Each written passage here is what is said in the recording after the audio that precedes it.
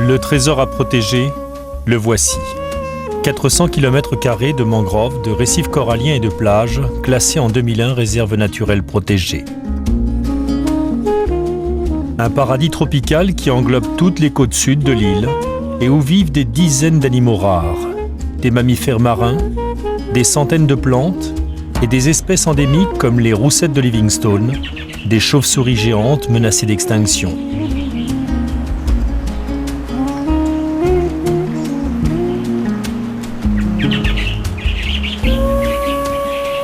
Alors, quelle ne fut la bonne nouvelle il y a bientôt 10 ans quand les aides du Programme des Nations Unies pour l'environnement ont permis au projet d'aboutir.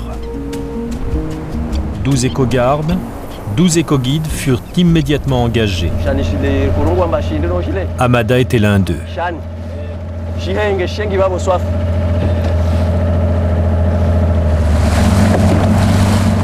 quoi cette île dans le passé là? Non, on l'appelle Wenefu. Wenefu, cela veut dire les lépreux. Donc c'est les lépreux. Lorsqu'il y avait des lépreux dans les villages qui étaient là-bas, on les ramasse, on les envoie ici. Un mois déjà qu'Amada n'est pas passé sur Wenefu. Et ce matin, il part inspecter les plages. Mais ce matin, une mauvaise surprise l'attend à terre.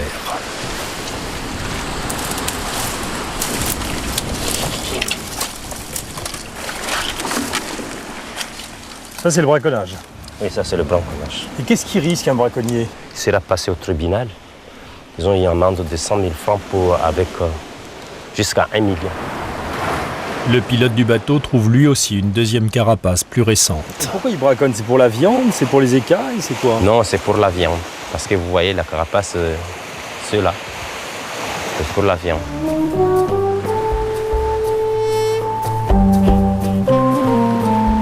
Les touristes venus essentiellement de Mayotte, l'île française voisine, sont chaque jour plus nombreux. Autrefois, on trouve à peu près 10, même 15 carapaces, parce qu'ils mangent la viande. Ils mangent la viande? Oui, ils vendent même la viande, 1 kilo pour 500 francs. C'est qui braconne?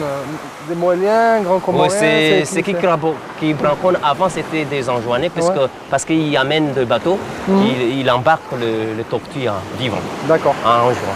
Mais maintenant, il y a même des gens de Moëliens. Il y a des Anjouanais toujours qui font, mais il y a quand même des Moëliens qui mangent. Donc les Anjouanais viennent jusqu'ici? Les Anjouanais viennent jusqu'ici avec leur barque. Tous les ans, ce sont 2000 touristes qui débarquent sur Moélie. Ils ont fait reculer la pauvreté dans les villages sans déranger la nature. Amada, lui, poursuit sa ronde mensuelle. Il se rend sur des sites témoins où le corail a longtemps souffert de la pêche à la dynamite. Depuis la création du parc, le nombre de récifs coralliens en vie a augmenté de plus d'1 tiers. Et partout, la faune abonde.